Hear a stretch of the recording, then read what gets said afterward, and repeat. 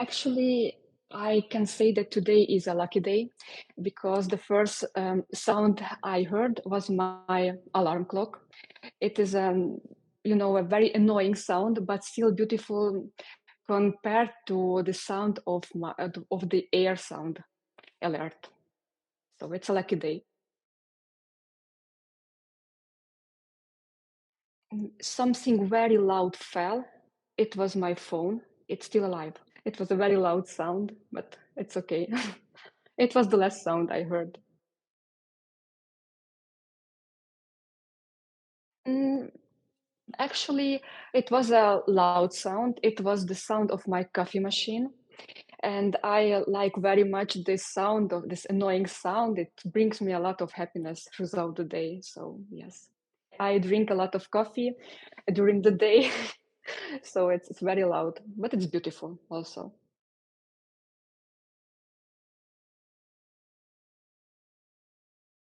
Probably, I would say that the most beautiful sound was a voice message from one of my students living now abroad due to war. I let my students express their thoughts about music through voice messages, and I was just very happy to hear this sweet child's voice, even this way. So probably it was the most beautiful thing I heard today. His voice about music. So it is always very, very pleasure to hear my students. I want very much to see them, but now we have the situation, so at least in that way I can communicate with them.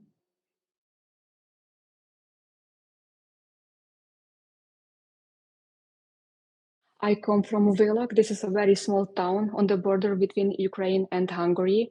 And actually, it is a very, very colorful region of Ukraine. In everyday life, you can hear Ukrainian, Hungarian, even Romanian and Slovak.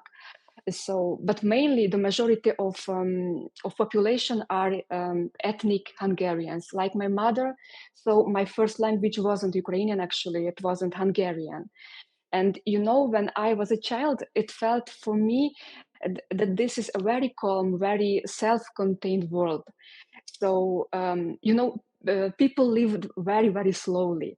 And such places as Kyiv, as Lviv, and other big cities of Ukraine seemed to me like very, very far away, somewhere out there from in Ukraine. Yes, and from early childhood, I had this inner dilemma. On one side, my Hungarian mother, on the other side, my Ukrainian father, a very patriotic one. His parents moved to this Hungarian-speaking area a little bit later. So something like this, yes. And even today, life in Villach remains relatively peaceful. However, the war um, it reached even the most remote corners of our country. So some families left, some families returned, something like this.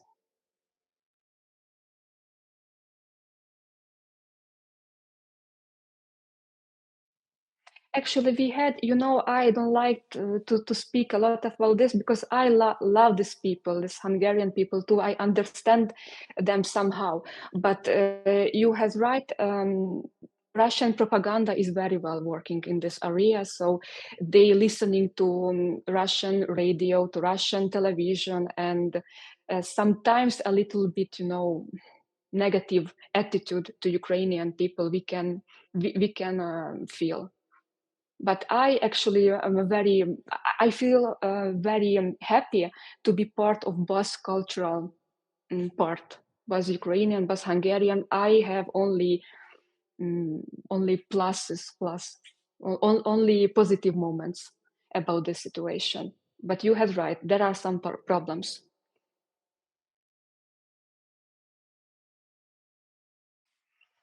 Actually, yes, traditional music in Transcarpathia at all generally is very, very diverse. The higher you go into the mountains, for example, where living different Ukrainian ethnical groups like Hutsus, Boykos, Lemkos, the more dance and instrumental music you can hear.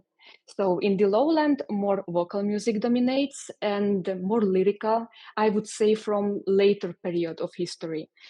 And Also, you can't even imagine the number of different dialects you can hear in Transcarpathia. So I was always amazed by this linguistic polyphony, especially when people from neighboring villages can arguing how the word would be better to say in Transcarpathian dialect. It's very, very interesting.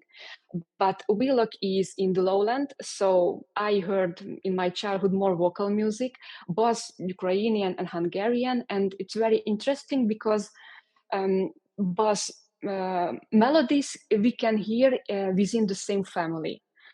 So when I was a child, it seemed to me that Ukrainian music is more lyrical, more emotional, while Hungarian has a lot of ornaments and other scales and maybe more dramatic. But I think that this, contrast, coexistence of different musical words shaped my inner ear and still echoes in my music somehow. But the most important thing that I inherited from that time is the need to sing, always to sing. When I'm composing, I'm singing. Yeah, I grew up singing with my grandmother, her sisters, and I still just День, день, білий день, вставай, дівко, клади в ген. День, день, білий день, вставай, дівко, клади в ген. Збирай тріски по дворови, вари їсти лингарьови. День, день, білий день, вставай, дівко, клади в ген. Дівка встала, в ген наклала, не є того, що чекала. День, день, білий день, вставай, дівко, клади в ген.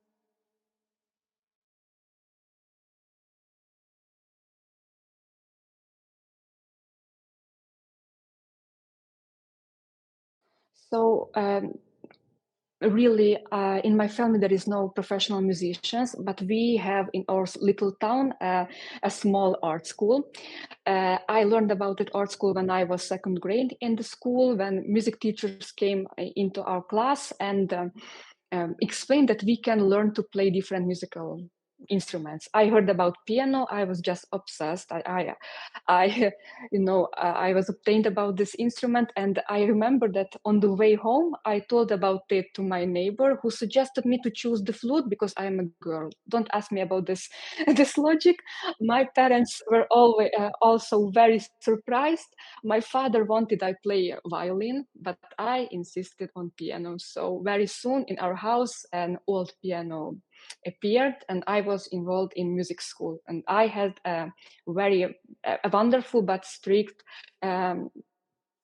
teacher. So, and actually, I started composing almost as I manage the instrument, as I can read the notation. I started to compose. So they gave me some repertoire. I disliked it. I made my little adjustments, and then I I faced with feedback from my teacher, something like this. After this, I decided to apply to piano department of Uzhhorod Music College. This is our regional center. And actually, I am not a stage person. I am a deep introvert. So if I know that there are a possibility to apply, for example, for theoretical department, I choose definitely that. But in the music college, I was introduced to composer, to Professor Viktor Tolechko. He is an extraordinary person, also graduate from Kyiv Conservatory, and he is still in love with Carpathian folk. So he encouraged me to compose in that way. But I am very thankful to him because he was the first person who believed in me and supported me in all stages. Then I choose Kyiv because I wanted very much to experience this life in Ukraine.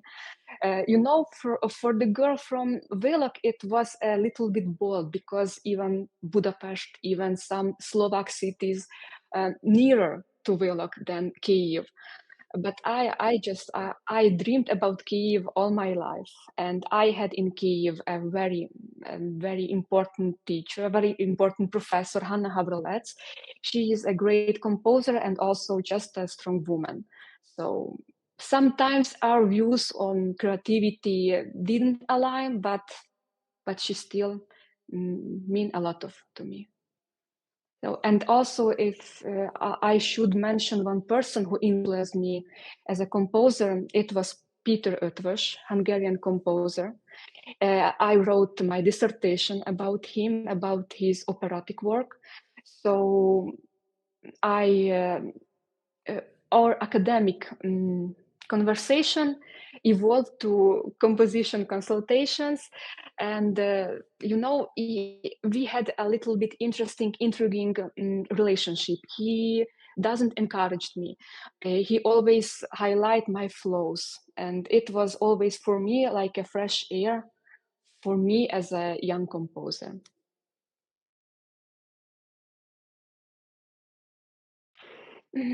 I don't completely agree that contemporary music is just an urban thing. Even considering, some contemporary techniques or sound effects, often they replicate natural phenomena, not only mimicking the noises of big city, like engines, like cars, for example. Yeah. So think about tapping, rustling, wind sounds, whistle tones. These sounds surrounded us.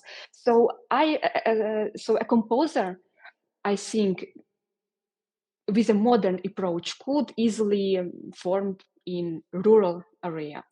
This is the first thing. Secondly, we know that in early 20th century, Bela Bartok, Ukrainian Mykola Lysenko, Filaret Kolesa, they discovered folk music, collected and decoded, and they show us that that folk music can be also very, very contemporary, so as fresh as the last academic experiments in music.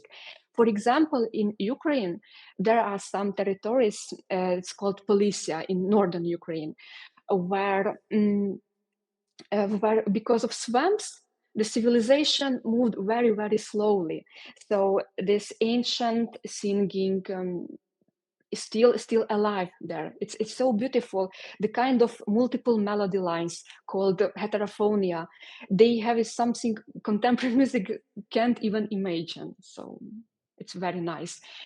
Sometimes, like controlled aleatorica with a very surprising result. So I think that, of course, urban music or urban is also reflected, but not only.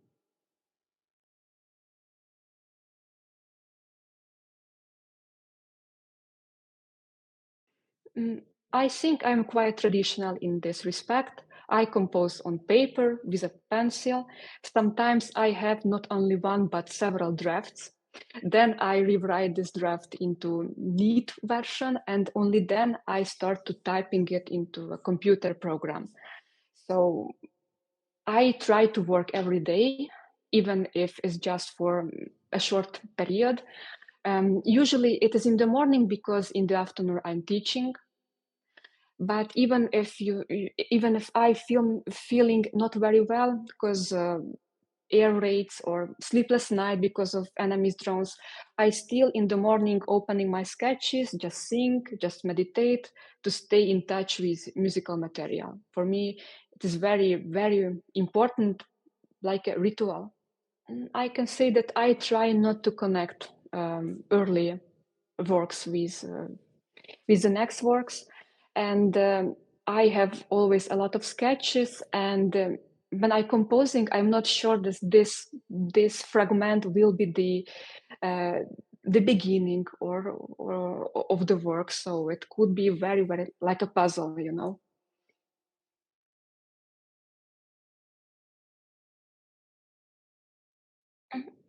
I think that the happiest composers are those who compose for themselves. They can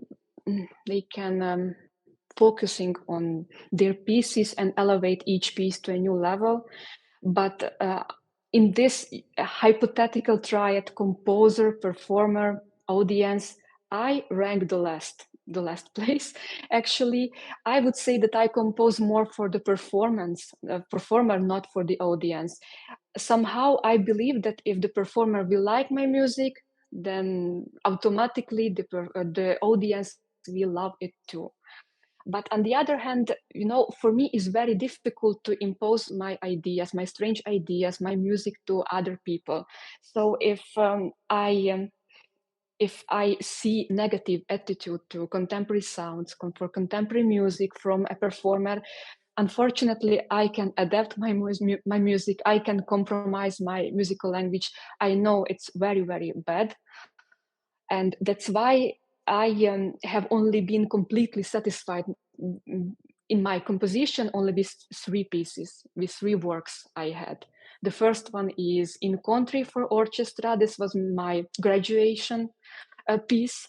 And then Alla Zagaykevych, our advisor, told us not to limit ourselves, just express everything we want. And actually, I think she didn't recall this advice, but I am still very, very, very thankful to her. The second one is a poem for double bass and orchestra, but again, I wrote this music for a competition. So again, I focusing on myself. I wrote everything I want. I became a laureate, and Nazari Stats, I think you know this performer. He played with KNM Ensemble. He performed the solo, and I'm just satisfied with this, with the outcome. And the third one is a piece for solo flute, The Desert Brasses, wrote last year, especially for a wonderful, talented Ukrainian flutist, Natalia Kosciuszko-Maksymov. She loved performing contemporary music, and she asked me just not limit myself. And as a result, I have not only my favorite composition in my repertoire, but also a work which liked by audience and by performer. Even my mother, who doesn't like contemporary music, she listened to this piece several times. So I think success.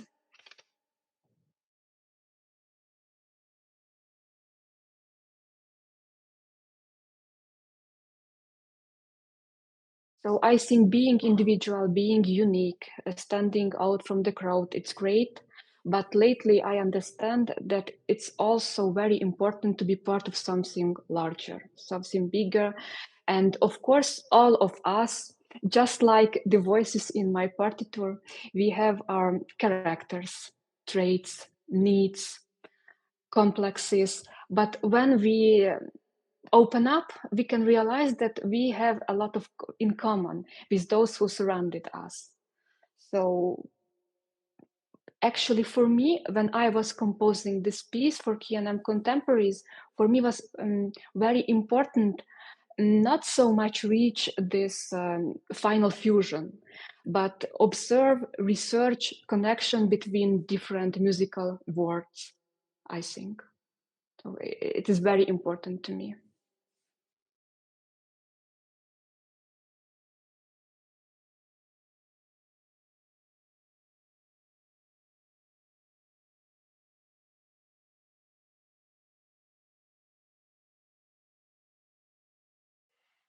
If we are talking about losses, for example, since 2022, the first thing come to mind is, of course, the human losses, which are irreversible. Ukrainian musicians are dying on the front line. Civilian musicians are dying.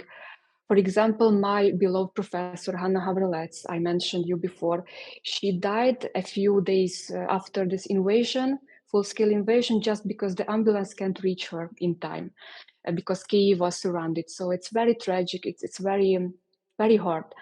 On the other hand, you also lose some people in your professional circle, not because they dying or, for example, left the country, but because your view of the of your country, of the culture of Ukraine, no more aligned. So, but if you lose something, you gain also something new.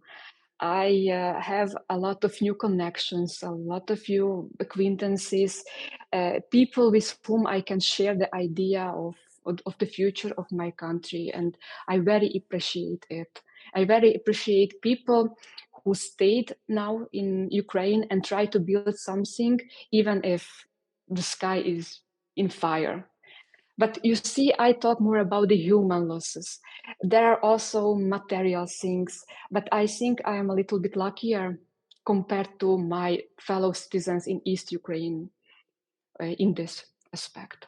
Reconstruction, but once a Ukrainian musicologist called me destructive composer. And I thought about it very much, a lot of time, and I realized that it's true because I like to break things down and then put it back together in a better way, I hope. So maybe I am inherently crisis composer. So when we have tough time, I try to see the difficulties like a chance to rebuild something better. For example, when I prepared my piece for a child's workshop, which we also carried out with you in Berlin. Almost at the end of the piece, I didn't realize that I'm writing about defenders. And then the story turned to sonic defenders. And I remember very well when a boy after this Berlin session come up to me and he asked, did I well with my maracasis against Chaos Monster? I said, of course. And, you know, I felt how he was involved in this and he liked it. And I think that if my music helped only for one little soul a little bit cope with these difficulties, then actually it's great. So